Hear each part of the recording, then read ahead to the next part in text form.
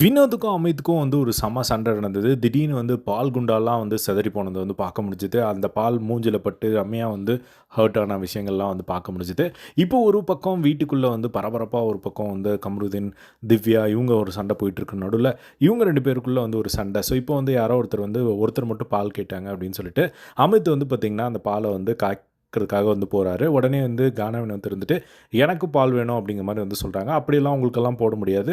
யார் கேட்டிருக்காங்களோ அவங்களுக்கு மட்டும் தான் வந்து போட முடியும்" அப்படின்னு சொல்லிட்டு அவங்க வந்து போட்டுட்ருக்காங்க. இந்த வீட்ல ஒருத்தருக்கு பால் போட்டாலும் எல்லாருக்கும் பால் போடணும். எனக்கு பால் வேணும் அப்படிங்கிற மாரி அவர் வந்து கத்தி சண்டை போட்டுட்ருக்க, அவரும் வந்து பயங்கரமா ரைஸ் ஆயிட்டாரு அமித். அவரும் ஒரு பக்கம் வந்து செமையா வினோத்த வந்து கத்திக்கிட்டு இந்த மாரி மாத்தி மாத்தி வந்து கத்திக்கிட்டு இருந்தாங்க. அதுக்கப்புறம் ஒரு லெவலுக்கு மேல வந்து அவர் வினோத் வந்து போய் உட்காந்துட்டாரு. அப்போ வந்து ரம்யா வந்து பால் ரெடி ஆயிடுச்சா அப்படின்னு சொல்லி போய் பார்க்குறாங்க. அப்போ வந்து பார்த்தீங்கன்னா, அவரு அமித் வந்து அந்த பால் குண்டாவ வந்து கையிலேயே வந்து புடிச்சு தூக்குனாரு அடுப்புல கொதிச்சிட்டு இருக்கிறத.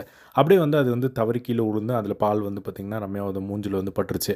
உடனே வந்து அமித் என்ன சொல்ட்டாரு அப்படின்னா, "இப்படிதாங்க ஏதாவது ஒரு வேலை பண்ணும்போது நம்மள எரிச்சல் பண்ணி விட்டா இப்படி தான் வந்து ஆகும்" அப்படின்னு சொல்லி டென்ஷன் பண்ணி விட்டா இப்படி தான் ஆகும்ன்னு சொல்லி சொன்னோனே, திரும்பவும் வந்து கானா வினோத் வந்து செம்மையா டென்ஷன் "இங்க பாரு நீ பண்ண தப்புக்கு என்ன வந்து நீ சொல்லக்கூடாது. நீ வந்து மத்தியானமே வந்து சொன்னாங்க. இந்த மாரி சூடா இருக்கிற குண்டாவ வந்து தூக்காத, துணி பிடிச்சு தூக்கு. நீ யார் பேச்சையும் கேட்காம நீ பண்ணிட்டு என் மேல தப்பு போடக்கூடாது" அப்படிங்கிற மாரி அவரு வந்து பார்த்தீங்கன்னா, திரும்பவும் வந்து பயங்கரமா வந்து சண்டை போட்டுட்டு இருந்தத வந்து பார்க்க முடிஞ்சுது.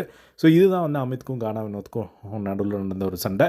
இத பத்தி உங்களோட ஒப்பீனியன் கமெண்ட் பாக்ஸ்ல ஷேர் பண்ணுங்க. இதே மாரி எல்லா பிக் பாஸ் அப்டேட் தெரிஞ்சுக்க நம்மளோட சேனல சப்ஸ்கிரைப் பண்ணி சப்போர்ட் பண்ணுங்க. ஸோ உங்களுக்கு நம்மளோட அப்டேட்ஸ் பிடிச்சிருந்தது அப்படின்னா, வீடியோஸ நீங்க ஹைப் பண்ணி விடுங்க. தேங்க்ஸ் ஃபார் வாட்சிங். பை.